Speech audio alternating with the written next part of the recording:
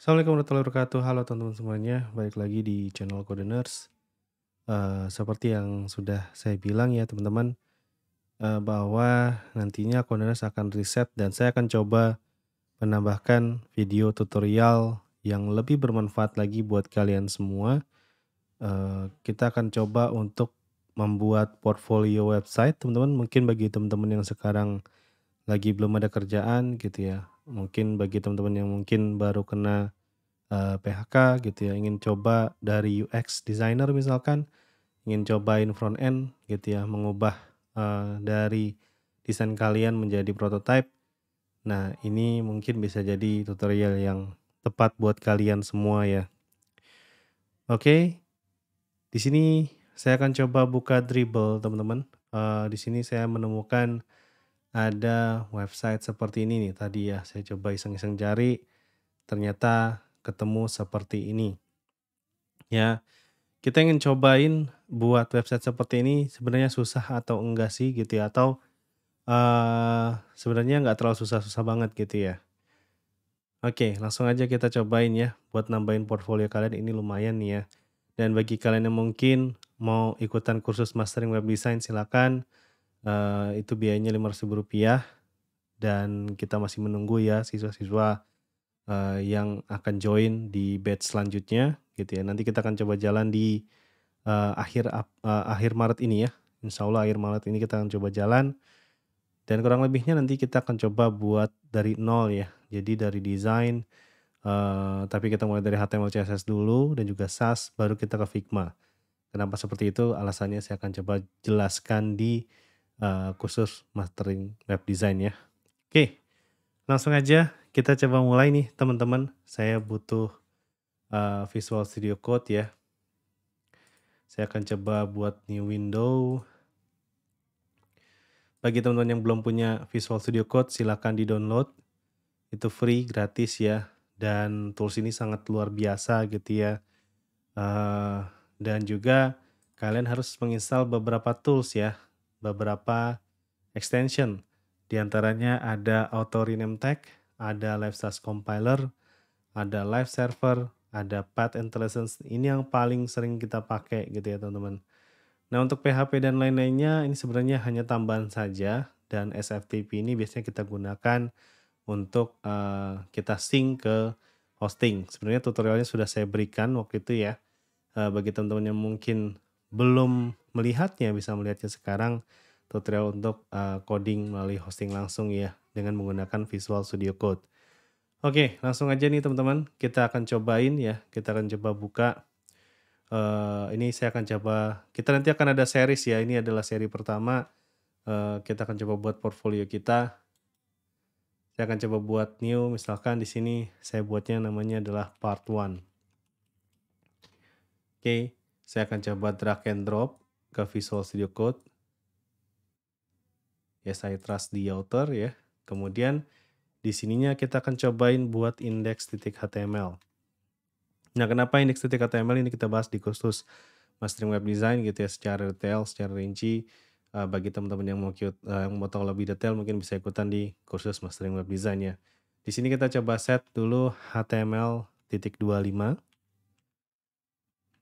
Kemudian di sini kita ganti judulnya dulu ya. Misalkan jadi part 1 portfolio official.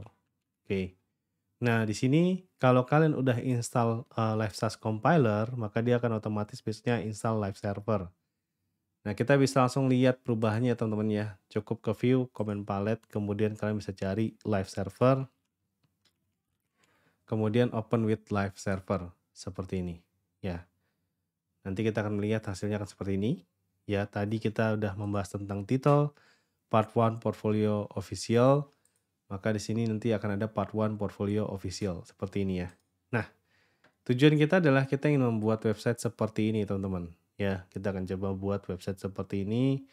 Kurang lebih templatingnya dia akan seperti ini. Kita akan coba buat terlebih dahulu ya. Yang pertama, saya akan coba embed fontnya dulu. Ya, di sini teman-teman bisa cari dulu nih Google Fontnya. Kita coba cari ya Google Fontnya.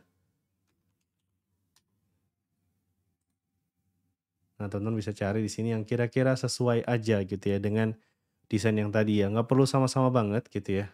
Kita yang penting kita coba cari mana yang kira-kira sesuai nih dengan si font yang ada di contoh kita. Misalkan saya akan coba pakai si Play Fair Display ya di sini ya. Saya akan coba klik, kemudian saya akan coba pilih ya. Pertama yang reguler, kemudian yang kedua medium, bold, semi bold ya, kemudian yang bold juga. Nah, di sini saya tinggal copy linknya aja nih, teman-teman. Ya. Kemudian saya akan coba masukkan dia ke sini. Lalu kemudian kita akan cobain lagi ya untuk masukin si CSS-nya nih ya. Kita coba masukin. Saya akan coba masukin di sini ya. Saya akan coba buat di sini CSS gitu ya. Kemudian di sini saya akan coba buat style.scss. Karena kita memakai Sass ya, jadi kita akan coba pakai Sass compiler ya. Nah, di sini saya akan menggunakan pendekatan komponen. Mungkin bagi yang udah belajar React itu lebih paham ya. Jadi saya akan coba pisah one by one gitu ya, satu persatu supaya nanti kita akan lebih mudah maintain-nya. Nah, di dalam kursus Mastering Web Design itu kita bahas ya secara detail kenapa harus kayak gini, kenapa harus kayak gitu ya, kenapa bentukannya kan harus seperti itu, kita bahas detail di sana. Oke, sekarang kita akan cobain lagi teman-teman di sini. Saya akan coba compile dulu ya. Caranya kalau kalian udah install Live Sass Compiler, kalian bisa klik What Sass seperti ini, nanti dia akan generate style.css seperti ini ya. Nah, di sini yang saya butuhkan adalah saya akan membuat rumusan sakti buat grid system kita. Kalau di kelas Mastering Web Design itu kita bahas secara detail. Nah, di sini saya akan coba masukkan langsung aja rumusnya ya, teman-teman. Oke, di sini saya akan coba masukkan dulu dari grid-nya ya. Grid.scss. Kemudian saya akan coba import di sini ya.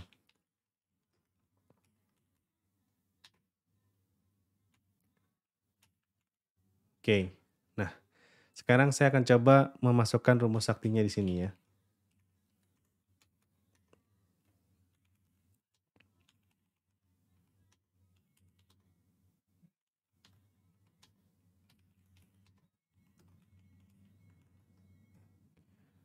Oke, seperti ini ya.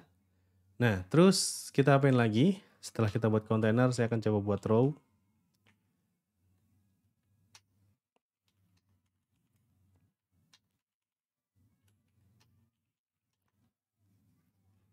Oke, setelah itu baru kita masuk ke rumusan call. Nah, mungkin ada yang bertanya ya dari kalian, kenapa kita nggak pakai Bootstrap aja? Bootstrap kan udah jadi, lebih cepat tinggal pakai. Nah, itu bagi kalangan yang newbie atau awam, nah itu lebih cepat memang pakai Bootstrap. Kalian tinggal baca guideline, habis itu selesai, website kalian jadi. Tapi bagi kalangan profesional itu akan berbeda ya, karena di Bootstrap itu akan sangat susah sekali untuk modify-nya. Jadi untuk modify-nya itu biasanya kita akan, kerepotan ya, kita harus mencari kelasnya satu persatu, sampai nested class-nya juga kita harus pahami juga gitu ya, supaya kita bisa mengganti atau override si CSS-nya. Nah, itu akan memakan waktu yang lama dan dari segi performance juga kurang bagus. Kenapa? Karena, ketika kita menggunakan Bootstrap dan kita load gitu ya, komponen-komponen lain yang harusnya kita nggak perlukan gitu ya, itu terload. Nah, itu jadi membuat lebih lambat ya, dari sisi websitenya kita. Nah, jadi, kalau dari sisi saya sendiri, saya menyarankan untuk, siswa-siswa saya memakai rumusan sakti grid system ini ya, supaya mereka lebih mudah dalam membuat websitenya. Oke, di sini saya akan coba gunakan add for i from 1 through 12 gitu ya. Kemudian di sini saya akan coba set call. Saya akan coba set di sini pakai i. Kemudian untuk width-nya saya akan coba set 100%, dibagi dulu ya. 12/i. Kemudian dikurangi dengan 3% ya. Lalu ini saya akan coba balut dalam calculate.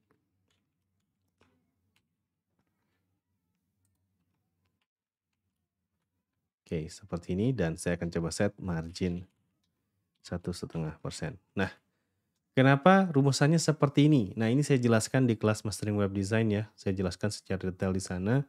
Jadi nanti teman-teman akan tahu kenapa harus seperti ini gitu ya, kenapa harus pakai 12 kolom, kenapa rumusannya harus begini, nah itu saya bahas di sana gitu ya. Jadi bagi teman-teman yang pengen tahu lebih detail bisa ikutan kursusnya. Oke, nah di sini nanti dia akan generate seperti ini teman-teman. Call 1 dengan sampai dengan call 12.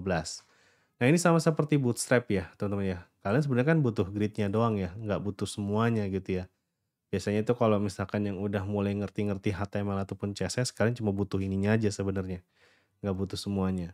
Oke, kita akan coba lanjutkan teman-teman. Di sini kita grid-nya udah jadi saya coba tinggalkan dulu ya.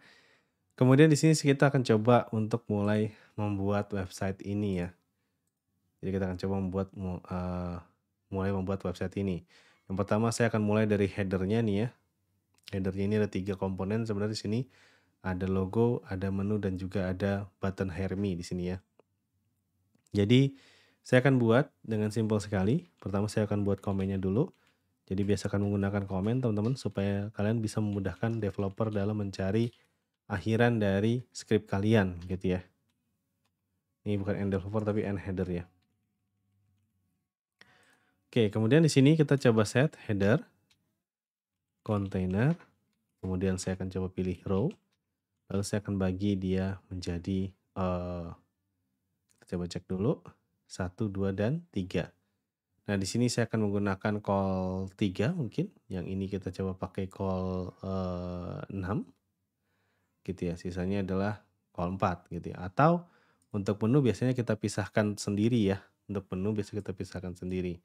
Nah, di sini saya akan coba buat untuk menunya saya tetap memakai container, hanya saja untuk row-nya kita akan pakai nav row seperti ini ya. Di mana di dalam nav row ini saya akan coba masukkan di sini ya.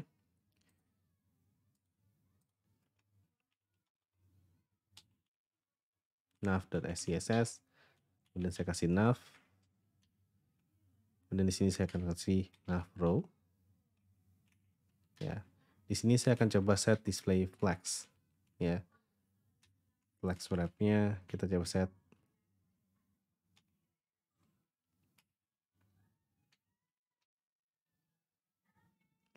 wrap ya, kayak gini. Oke, nah ini kita buat set kayak gini ya. Oke, dan sekarang kita akan coba cek dulu ya di sini. Saya akan coba buat pertama ada logo ya. Di sini saya akan coba kasih misalkan H2A. Misalkan saya diberikan nama dengan nama Kurtif. Kemudian kita coba set menu di sini. Menunya di sini saya akan coba pakai misalkan saya pakai yang simple aja ya, teman-teman ya. Misalkan kita pakai ada home. Kalau misalkan kalian nggak pakai submenu jangan pakai UL ya, karena sebenarnya percuma juga gitu ya. Kecuali kalian ada submenunya baru pakai UL. Kalau kalian nggak perlu submenu, kita pakai yang gampang-gampang aja ya. Jangan menyusahkan diri kalian sendiri. Oke, home, about. Kemudian di sininya kita set contact. Yang ininya adalah portfolio. Ya, jadi kalau misalkan kalian lihat, nanti dia hasilnya akan seperti ini. Ya, dia akan seperti ini hasilnya. Oke, kita coba lanjutkan. Kita kasih blok juga di sini ya.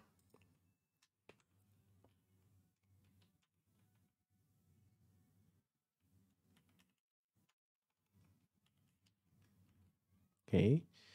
Nah, yang terakhir adalah kita akan coba set dia untuk hire me ya. Saya akan coba buat namanya hire, di mana di dalam hire ini punya button.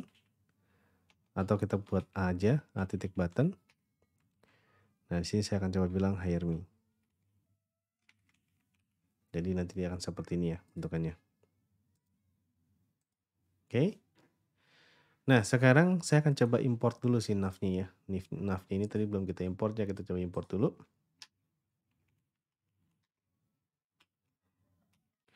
Nanti dia akan jadi seperti ini ya.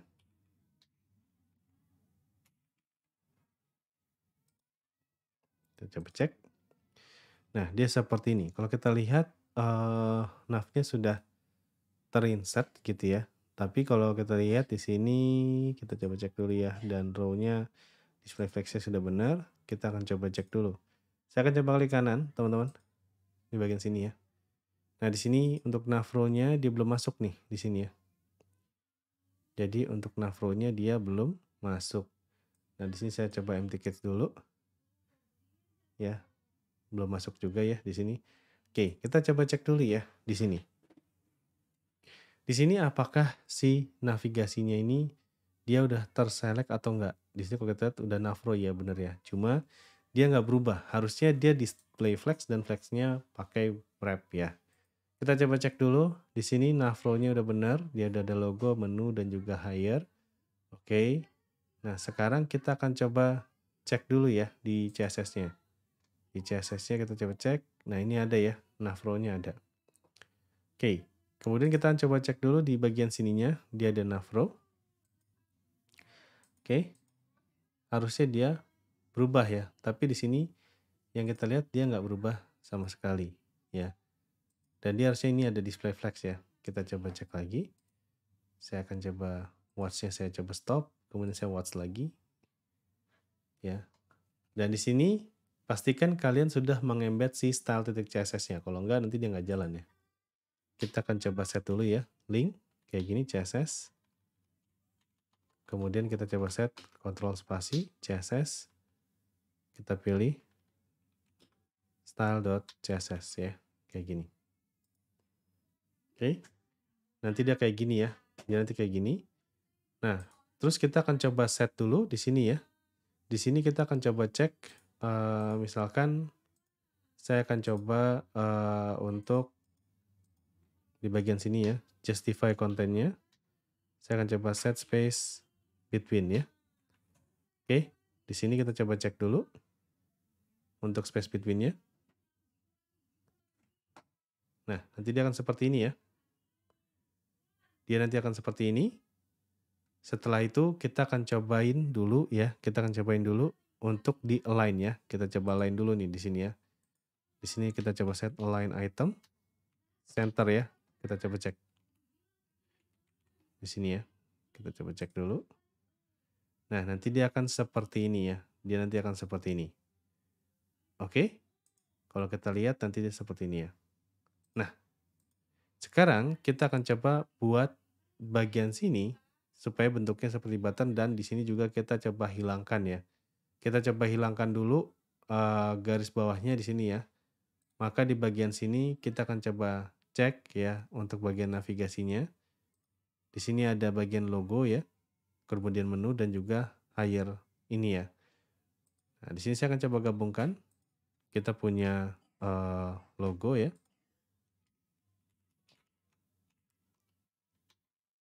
Kemudian kita punya apa lagi? Kita punya menu ya. Dan kita punya higher. Nah, di bagian sini kita akan cobain untuk tambahkan A. Di sininya kita coba set text decoration. None ya. Nah, di bagian sini juga sama, kita coba set ya. Oke. Nah, ini harusnya ada A-nya ya. Kita coba cek dulu di sini, kita kasih A-nya dulu ya. Ya, kita coba cek dulu kayak gini ya. Oke ya. Nah, nanti di sini dia akan hilang nih, ya. Dia akan hilang garis bawahnya. Oke. Nah, di sini saya akan coba berikan dia berwarna hitam ya untuk A-nya. Nah, sebenarnya kita bisa kontrol juga di bagian sini misalkan kita pengen kontrolnya A untuk semuanya, maka di sini saya cukup kasih kayak gini ya A. Saya akan coba masukkan color misalkan black. Kayak gini ya. Maka nanti kita akan coba lihat hasilnya semuanya berwarna hitam ya. Oke. Saya butuh padding di sini, maka di sini saya akan coba set untuk paddingnya si A ya. A yang di bagian menu. Saya akan tambahkan padding misalkan 10 pixel. Ya, maka nanti dia akan jadi seperti ini. Oke. Nah, sekarang kita akan coba lanjutkan ya. Kita akan coba lanjutkan untuk di bagian buttonnya. Di bagian buttonnya itu dia ada background berwarna hitam dan juga warna putih ya. Untuk warna color teksnya. Nah, saya akan coba set dulu ya di sini. Nah, untuk si higher-nya, di sini punya button ya, class button. Kita akan coba set dulu ya. Kalau misalkan dia dan titik button, maka di sini kita kasih background black, colornya white, kemudian padding 10 pixel, 30 pixel. Ya, kayak gini. Oke. Nah, jadi nanti dia seperti ini ya. Dan kita akan cobain untuk bikin ketika di hover ini dia teksnya akan bercetak tebal ya. Caranya seperti apa? Maka di sini saya akan coba set untuk menu A dan titik 2 hover. Saya akan coba set di sininya font weight. Misalkan saya akan coba set bold aja. Nah, maka nanti dia akan seperti ini ya. Oke. Nah, untuk bagian menunya kita sebenarnya udah jadi ya. Untuk bagian menunya dan juga bagian navigasinya kita sudah jadi. Nah, sekarang kita akan coba bikin di bagian bawahnya nih, ya. Di bagian bawahnya akan seperti apa gitu ya. Kita akan coba cek dulu. Yang pertama saya akan coba bikin bagian sini ya. Oke, di sini saya akan coba tambahkan. Kita biasanya membuat halaman ini dengan nama hero ya. Kenapa? Karena biasanya di bagian section ini akan menjelaskan halaman-halaman yang selanjutnya ya. Dimana ini adalah kesimpulan ya, atau biasanya ini masternya ini adanya di atas sini gitu ya. Master informasinya itu adanya di atas sini. Makanya kita sering bilang ini namanya section hero. Oke, kita akan coba buat dulu section hero-nya ya. Saya coba set C tab hero. Kemudian di sininya kita coba kasih C tab and hero. Kemudian kita coba cek dulu ya hero kayak gini ya, container. Kemudian di sininya kita akan coba cek dulu. Ya, ini ada dua nih. Ini ada dua. Jadi saya akan coba bagi dua dia, maka saya akan coba gunakan call 6 dan call 6. Oke, call 6. Kemudian kita akan coba kasih lagi di sini ada call 6. Kayak gini ya. Nah, maka nanti dia hasilnya akan seperti ini. Nah, ini nggak terlalu kelihatan ya. Kita akan coba buat dulu judulnya. Nah, misalkan di sini kalau kita lihat ya. Saya akan coba buat namanya hero description. Di mana di sini dia butuh H1 yang ukuran besar, maka saya akan kasih namanya big title. Ya. Di bagian big title ini saya akan coba tambahkan lagi. Namanya adalah typo. Oke, kemudian di sini kita akan coba set misalkan big title. Saya akan coba set font size, misalkan kita coba set di bagian 50 pixel.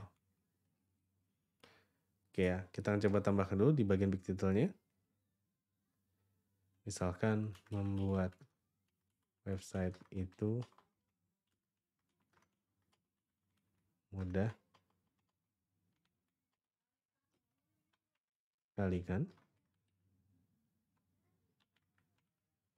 Oke ya. Nah, jadi nanti dibentukannya akan seperti ini. Misalkan, oh mas ini kurang gede ya. Misalkan saya maunya yang lebih gede lagi, silakan. Kalian tinggal tambahin aja di bagian sininya ya. Nah ini kita coba import dulu ya. Harusnya dia belum ke import tadi. Kita coba import apakah hasilnya akan sama.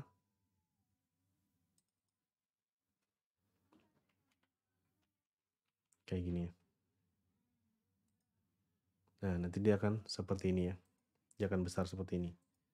Ya ini saya akan coba set dulu ya. Font weight-nya. Untuk di bagian tadi ya.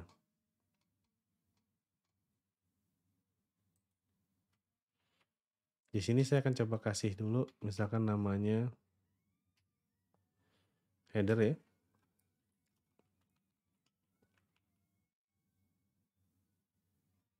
Oke.